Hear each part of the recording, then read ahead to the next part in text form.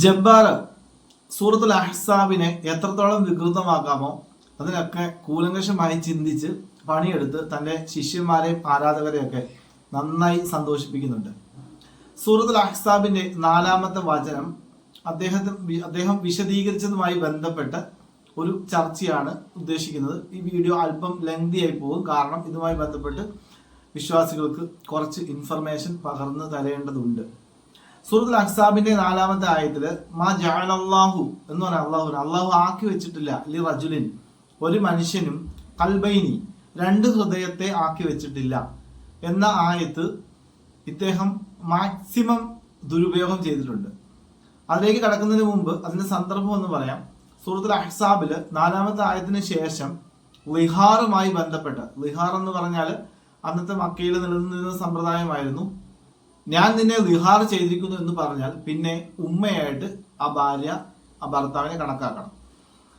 ഈ ഒരു നിയമത്തെ, അന്ധവിശ്വാസത്തെ എടുത്തു കളഞ്ഞത്. 2-ാമത്തെ സംഗതി, ദത്തുപുത്രനെ സ്വന്തം പേരിലേക്ക് ചേർത്ത് വിളിക്കാൻ പാടില്ല എന്നത്. ഇങ്ങനെ സ്ത്രീ വിഷയങ്ങളും ദത്തുപുത്രന്മാരുമായി ബന്ധപ്പെട്ട വലിയ കുറെ നിയമസംഹിതകൾ ചർച്ച ചെയ്തതിന് മുമ്പായിട്ട് പടച്ച തമ്പുരാൻ ആയത്തിൽ സൂറത്തുൽ അഹ്സാബിൽ പറഞ്ഞു, മാ ജഅലല്ലാഹു ലിറജുലിൻ ഖൽബൈൻ, അള്ളാഹു എന്ത് ചെയ്തിട്ടില്ല, മാ ജഅലല്ലാഹു ലിറജുലിൻ മിൻ ഖൽബൈൻ ഫി ജൗഫിഹി, അവന്റെ ഉള്ളിൽ അള്ളാഹു ഒരിക്കലും 2 ഹൃദയത്തെ സെറ്റ് ചെയ്തിട്ടില്ല എന്നത്. ഇവിടെ ഈ ആയത്തിന്റെ ശരിയായ വിശദീകരണം, ആശയം എന്ന് പറയുന്നത്, ഒരു മനുഷ്യനെ സംബന്ധിച്ചിടത്തോളം ഒരേ സമയത്ത് അവന് നിഫാക്കും ഒരേ സമയത്ത് കുഫറും, ഒരേ സമയത്ത് ഈമാനും, നിഫാക്കും കുഫറും ഏകദേശം സെയിം ആയിട്ട് വരും. ഒന്നുകിൽ കള്ളനായിട്ട് തന്നെ ജീവിക്കാം, അല്ലെങ്കിൽ വിശ്വാസിയായിട്ട് ജീവിക്കാം. ഈ ഒരു നിലപാടേ ഒരു മനുഷ്യനെ കൊണ്ട് സാധിക്കത്തുള്ളൂ.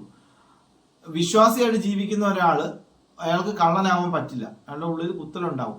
അയാൾ എന്താണോ ഹക്കായ നിലപാട്, ആ ഒരു പേഴ്സണാലിറ്റിയിൽ അയാൾ സാധിക്കത്തുള്ളൂ.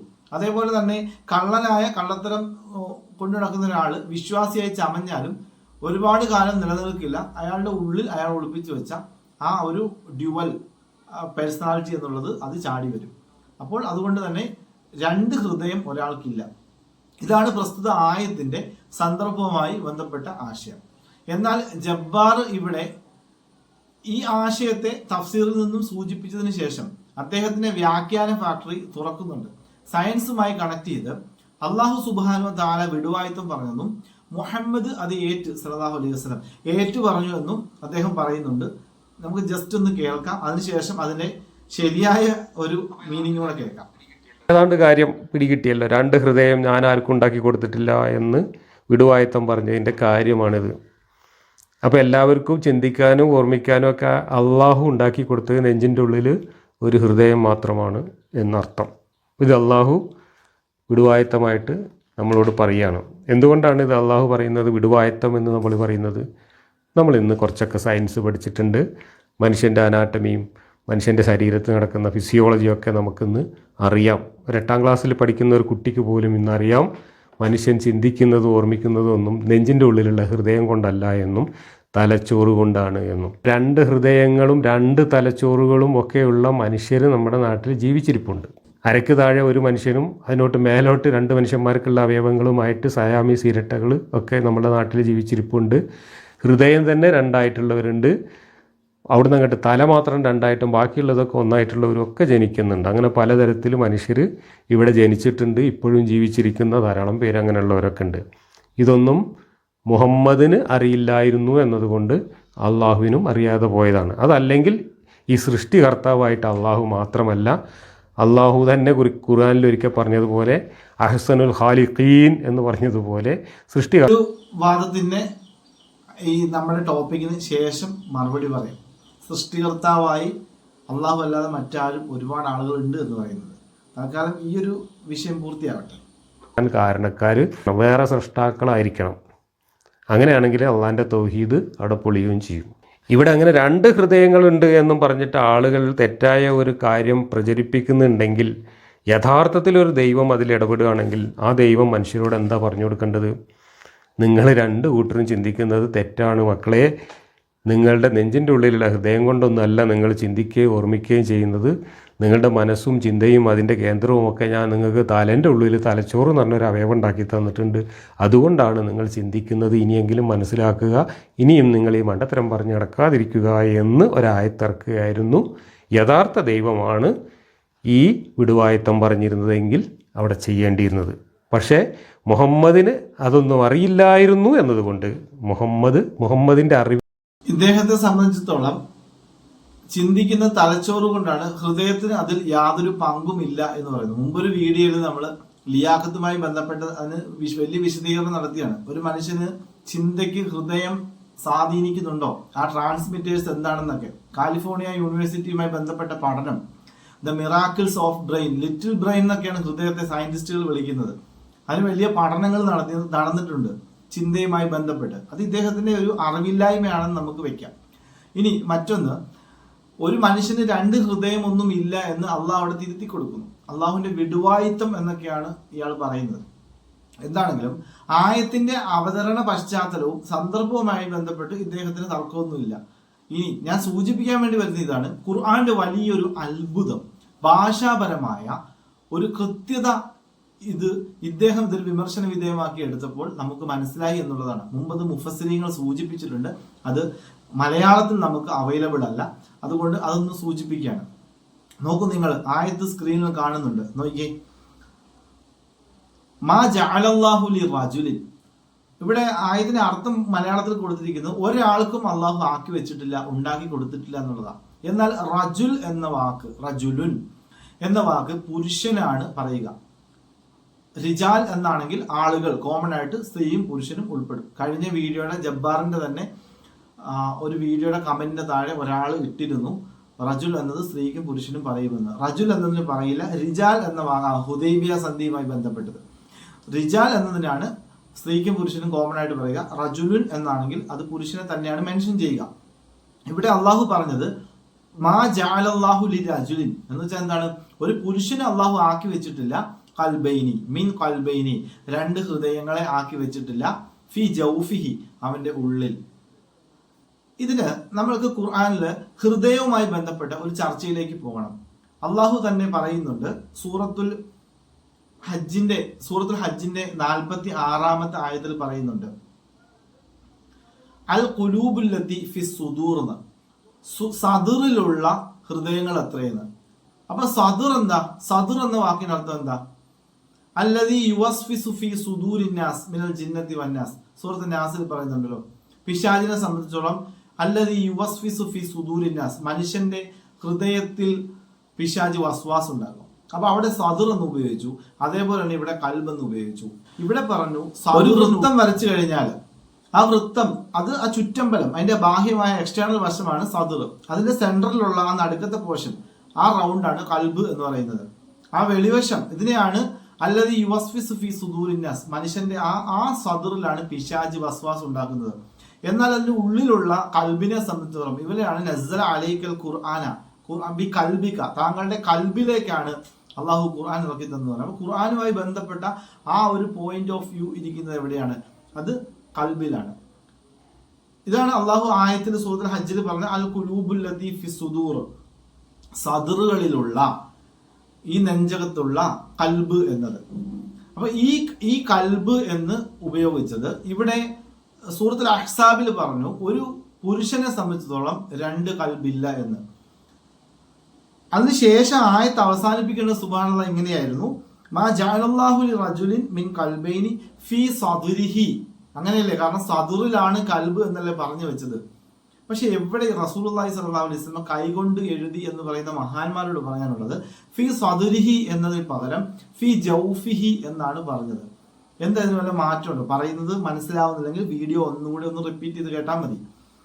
സദറിൽ ഉള്ള കൽബ് എന്നതിന് പകരം ജൗഫിൽ ഒരു പുരുഷന് രണ്ട് കൽബില്ല എന്ന് പറഞ്ഞു. ജൗഫ് എന്ന് പറഞ്ഞ വാക്കിന്റെ അർത്ഥം എന്താ? ഒരു മനുഷ്യ ശരീരത്തിന് ടോട്ടൽ അതിന്റെ ജൗഫ് എന്ന് പറഞ്ഞാൽ അതിന്റെ ശരീരത്തിന്റെ ഉൾവശം എന്നാണ് ജൗഫ്. അപ്പോൾ ഒരു സ്ത്രീയെ സംബന്ധിച്ചിടത്തോളം ആ സ്ത്രീ ഗർഭം ധരിക്കുമ്പോൾ, ആ സ്ത്രീയുടെ വയറ്റിൽ കുഞ്ഞുവാവ ഉണ്ടാവുമ്പോൾ, വളരുമ്പോൾ കുഞ്ഞുവാവയ്ക്കൊരു ഹൃദയം ഉണ്ടാവും, സ്ത്രീക്കൊരു ഹൃദയം ഉണ്ടാവും, രണ്ട് കൽബുണ്ടാവും. അതേ സംബന്ധിച്ച് പുരുഷനെ സംബന്ധിച്ചോളം ഗർഭം ധരിക്കൂല, ഒരിക്കലും ജൗഫിൽ രണ്ട് ഹൃദയം ഉണ്ടാവില്ല. അപ്പോൾ 2 കൽബ് എന്ന് പറഞ്ഞെടുത്ത് പോലും നോക്കി, കൃത്യം നോക്കിയ ഭാഷാപരമായ കൃത്യത. ഇത് ജബ്ബാർ വേറൊരു തലത്തിൽ കൊണ്ടുപോയെങ്കിൽ ഇതിന്റെ ഭാഷാപരമായ കൃത്യത മറ്റൊരു തലത്തിൽ ഞാൻ പറയുവാനാണ് ആഗ്രഹിച്ചത്. ഇനി ജബ്ബാർ പറഞ്ഞ മറ്റൊരു വിമർശനമാണ് തബാറക്കല്ലാഹു അഹ്സനുൽ ഖാലിഖീൻ എന്നത്. സൃഷ്ടികർത്താക്കളിൽ വെച്ച്, ഇത് ജാമിദയും പറയുന്നുണ്ട്, അതുപോലെ ലിയാഖത്തും പറയുന്നുണ്ട്, ആരിഫ് ഹുസൈനും പറയുന്നുണ്ട്. ആര് തന്നെ പറഞ്ഞാലും സൃഷ്ടികർത്താക്കളിൽ വെച്ച്, കാരണം ഖാലിഖ് എന്ന ബഹുവചനമാണല്ലോ ഖാലിഖീൻ എന്ന് പറയുന്നത്. സൃഷ്ടികർത്താവായ അള്ളാഹു മാത്രമേ ഉള്ളൂ എന്ന്, അഹദാണ് എന്ന് പടച്ച തമ്പുരാൻ നമ്മളെ പഠിപ്പിക്കുമ്പോൾ എങ്ങനെയാണ് അള്ളാഹു ഖാലിഖീങ്ങളിൽ വെച്ച് അനുഗ്രഹപൂർണനായി എന്ന് പറയുന്നത്? അപ്പോൾ മറ്റ് ഖാലിഖീങ്ങൾ ഉള്ളത് കൊണ്ടല്ലേ എന്ന് ജാമിദൊക്കെ ഘോരമായി പ്രസംഗിക്കുന്നത് കാണാം. അത് തന്നെയാണ് ജബ്ബാറും ചോദിച്ചത്. ഒരിക്കലുമല്ല, അത് അള്ളാഹുവിന്റെ ഖുർആന്റെ ഒരു ശൈലിയാണ്. കാരണം നമുക്ക് കാണാൻ പറ്റും സൂറത്തുൽ ഇൻസാനില് ഫജഅൽനാഹു സമീഅൻ ബസീറ എന്ന് പറയുന്നുണ്ട്. ഫജഅൽനാഹു സമീഅൻ ബസീറ, മനുഷ്യനെ കേൾവിയുള്ളവനും കാഴ്ചയുള്ളവനുമാക്കി മാറ്റി എന്നുള്ളത്. സമീഅ എന്നതും ബസീർ എന്നതും അള്ളാഹുവിന്റെ അസ്മാഉ വസിഫാത്തിൽപ്പെട്ട അള്ളാഹുവിന്റെ മാത്രം വിശേഷണങ്ങളാണ്. അപ്പോൾ അങ്ങനെ വരുമ്പോൾ അള്ളാഹുവിനുള്ള സമീഅ എന്ന വിശേഷണവും ബസീർ എന്ന വിശേഷണവും ഒരു മനുഷ്യന് ആക്കുമ്പോൾ അവിടെ അള്ളാഹുവിന്റെ കഴിവ് മനുഷ്യന് പകർന്നു നൽകി എന്നാണോ പടച്ചവൻ പറയുന്നത്? അതല്ല. അത് പടച്ചവൻ ചില ആയത്തുകളിൽ അങ്ങനെ പറഞ്ഞിട്ടുണ്ട്. കാരണം അള്ളാഹുവിന്റെ സിഫാത്തും മനുഷ്യന്റെ സിഫത്തും തമ്മിൽ ഒരിക്കലും എന്താവത്തില്ല, യോജിക്കത്തില്ല, ലിങ്ക് ആവത്തില്ല. അത് അസ്മാഉൽ ഹുസ്ന നമുക്ക് പഠിക്കുമ്പോൾ മനസ്സിലാവും. അതുപോലെ അള്ളാഹു ഖാലിഖാണെങ്കിൽ അള്ളാഹു ഒരു വസ്തുവിനെ സൃഷ്ടിക്കും. എന്നാൽ മറ്റു ആളുകളെ ഖാലിഖ് എന്ന് ഏത് അർത്ഥത്തിൽ ഉപയോഗിച്ചു? ഇപ്പോൾ എനിക്ക് എന്ത് ചെയ്യാൻ പറ്റും? ഇല്ലായ്മയിൽ നിന്നും ഒരു ചിത്രം വരയ്ക്കാൻ പറ്റും. ഇല്ലായ്മയിൽ നിന്നുമാണോ എനിക്ക് ചിത്രം വരയ്ക്കാൻ പറ്റുന്നത്? ഒരിക്കലും അല്ല. എനിക്ക് വരയ്ക്കണമെങ്കിൽ തന്നെ ഒരു മെറ്റീരിയൽ, ഒരു പ്രതലം ആവശ്യമാണ്, ഒരു പേപ്പർ ആവശ്യമാണ്, മറിച്ച് ഒരു പെന്ന് അല്ലെങ്കിൽ ഒരു പെൻസിൽ വരയ്ക്കാനുള്ള ആവശ്യമാണ്. ഇനി എനിക്കുള്ള ഭാവന ആവശ്യമാണ്. കാരണം ഞാൻ മറ്റെന്തെങ്കിലും ഒരു മരമാണ് വരയ്ക്കുന്നതെങ്കിൽ ഏതെങ്കിലും ഒരു മരത്തിനെ ഞാൻ കണ്ടിരിക്കണം. ഭാവന ഇല്ലാതെ നമുക്ക് എന്ത് ചെയ്യാൻ പറ്റത്തില്ല, ഒന്നും നിർമ്മിക്കാൻ പറ്റത്തില്ല. മനുഷ്യനെ സംബന്ധിച്ചിടത്തോളം ഒരു ഇമാജിനേഷൻ ഉണ്ടെങ്കിൽ മാത്രമേ ഉള്ളൂ. ഒരു എഞ്ചിനീയർ ഒരു പുതിയൊരു വീടിന് മോഡൽ കൊടുക്കുന്നുണ്ടെങ്കിൽ അയാൾ പല വീടുകളും കണ്ടിരിക്കണം. അതിൽ നിന്നാണ് അയാൾ ആലോചിച്ച് പുതിയൊരു മോഡൽ ഇതാക്കുന്നത്. എന്നാൽ അള്ളാഹുവിനെ സംബന്ധിച്ചോളം ബദിഉ സമാവാതി വൽ അർദ്, അള്ളാഹുവിന്റെ പേരുണ്ട് ബദിഉ. മുൻ മാതൃകയില്ലാതെ, ഒരു മെറ്റീരിയലും ഇല്ലാതെ ഇല്ലായ്മയിൽ നിന്നും അള്ളാഹുവിന് എന്ത് ചെയ്യാൻ പറ്റും? ഉണ്ടാക്കാൻ പറ്റും. അതാണ് അള്ളാഹുവിന്റെ ഖാലിഖ് എന്ന് പറഞ്ഞ വാക്കിനർത്ഥം. മനുഷ്യനെ സംബന്ധിച്ചോളം മനുഷ്യനെ സൃഷ്ടിക്കും. എങ്ങനെ സൃഷ്ടിക്കും? അതിനുള്ള മെറ്റീരിയലും അതിന്റെ സബവും അസ്ബാബും ഒക്കെ മനുഷ്യനെ സംബന്ധിച്ചോളം വേണം. അവിടെ നിന്ന് മനുഷ്യന് എന്ത് ചെയ്യാൻ പറ്റും? ഫുഡ് ഉണ്ടാക്കാൻ പറ്റും, വാഹനങ്ങൾ നിർമ്മിക്കാൻ പറ്റും, ചിത്രങ്ങൾ വരയ്ക്കാൻ പറ്റും, വിഗ്രഹങ്ങളെ ഉണ്ടാക്കാൻ പറ്റും. അപ്പൊ അങ്ങനെയുള്ള ഖാലിഖീങ്ങളിൽ വെച്ച് അള്ളാഹുവിന്റെ ഖാലിഖും തമ്മിലൊരു കമ്പയർ നടത്തിയാണ് അവിടെ. അപ്പൊ അള്ളാഹു പറയുന്നു തബാറക്കല്ലാഹു അഹ്സനുൽ ഖാലിഖീൻ. ഇതാണ് പടച്ചവൻ അവിടെ പറയുന്നത്. ജബ്ബാറിനെ സംബന്ധിച്ചിടത്തോളം ജബ്ബാർ മുസ്ലിം ആണ് എന്നൊരു പേരും കിടപ്പുണ്ട്, എക്സ് മുസ്ലിം എന്നൊരു പേരും കിടപ്പുണ്ട്. അത്യാവശ്യം അറബിയൊക്കെ വായിച്ച് ഇംഗ്ലീഷ് തഫ്സീറുകളൊക്കെ വെച്ച് നല്ല വിശദീകരിച്ച് ക്ലാസ് എടുക്കുമ്പോൾ ഈ പാവപ്പെട്ട എക്സ് മുസ്ലിങ്ങൾ എന്ന് പറയുകയും കുറെ ഇസ്ലാം വിമർശകരായ ആളുകളും വിചാരിക്കുന്നത് ജബ്ബാർ ഒരു പണ്ഡിതനാണ്, വലിയ പണ്ഡിതനാണ് എന്നാണ് അവർ വിചാരിച്ചിരിക്കുന്നത്. ജബ്ബാർ പറയുന്നതൊക്കെ സത്യമാണെന്നും ഇസ്ലാം ഒക്കെ ഏറിൽ കയറിയെന്നും ഇസ്ലാം ലോകത്ത് നിന്ന് അവസാനിക്കാൻ പോവുകയാണെന്നും, അത് കുറെ മുസ്ലിം ഐഡിയിലുള്ള ആളുകൾ വന്നിട്ട് കമന്റ് ഇടുന്നുണ്ട്, ഈ ഖുർആൻ ഇങ്ങനെയായിരുന്നല്ലേ എന്റെ ജബ്ബാർ മാഷെ, നിങ്ങൾ വിശദീകരിച്ചപ്പോഴാണ് എനിക്ക് ഇതിന്റെ സത്യം മനസ്സിലായത്, ഇപ്പോഴെങ്കിലും എനിക്ക് ഈ മതം വിട്ട് പോവാൻ തോന്നിയല്ലോ എന്നത്. പ്രിയപ്പെട്ട സഹോദരങ്ങളെ, ഒന്ന് മനസ്സിലാക്കുക, നമ്മളെല്ലാം ഇസ്ലാമിൽ നിന്ന് പോയി എന്ന് പറഞ്ഞതുകൊണ്ട് ഇസ്ലാമിന് ഒന്നും നഷ്ടപ്പെടാനില്ല. കാരണം നമുക്കൊക്കെ 10-65 വയസ്സ് നമ്മൾ ഈ ഭൂമിയിൽ ജീവിക്കത്തുള്ളൂ. നമ്മൾ കാലഘട്ടത്തിലേക്ക് ജനിക്കുകയും ഒരു കാലഘട്ടത്തിൽ നിന്ന് പോവുകയും ചെയ്തതാണ്. നമ്മൾ മാത്രമാണ് പോകുന്നത്, പക്ഷെ കാലം ഇവിടുന്ന് പോകുന്നില്ല. 1500 വർഷമായി ഈ ഖുർആൻ ഇവിടെ നിൽപ്പുണ്ട്. ആ ഖുർആൻ സഞ്ചരിക്കുന്ന അറബി ഭാഷകളൊക്കെയുള്ള ഒരു കാലത്തിലേക്കാണ് നമ്മൾ വന്നത്. എന്നാൽ നമ്മൾ പോകുന്നതോടുകൂടി ഈ കാലവും കൂടെ പോവുകയാണെങ്കിൽ ഓക്കെ, ലോകം മുക്തമായനെ. ആരിഫ് ഹുസൈനെ പോലുള്ള ആളുകൾ ആ യൂറോപ്പിന്റെ ബൗണ്ടറിയിൽ പോയി നിന്നിട്ട് ആ പൂവെടുത്ത് ഇങ്ങനെ ഊതി യൂറോപ്പ് ഇസ്ലാമിന്റെ അധീനതയിൽ നിന്നും അല്ലെ ഇസ്ലാമിന്റെ പിടുത്തത്തിൽ നിന്നും ആഗ്രഹം സാധിക്കാൻ വേണ്ടി മുക്തമാകുമാറാകട്ടെ എന്ന് പൂ ഊതി കാണിക്കുന്നുണ്ട്. അപ്പോൾ ബിസ്മില്ലാഹിർ റഹ്മാനിർ റഹീം, ഇസ്ലാം തൊലയട്ടെ.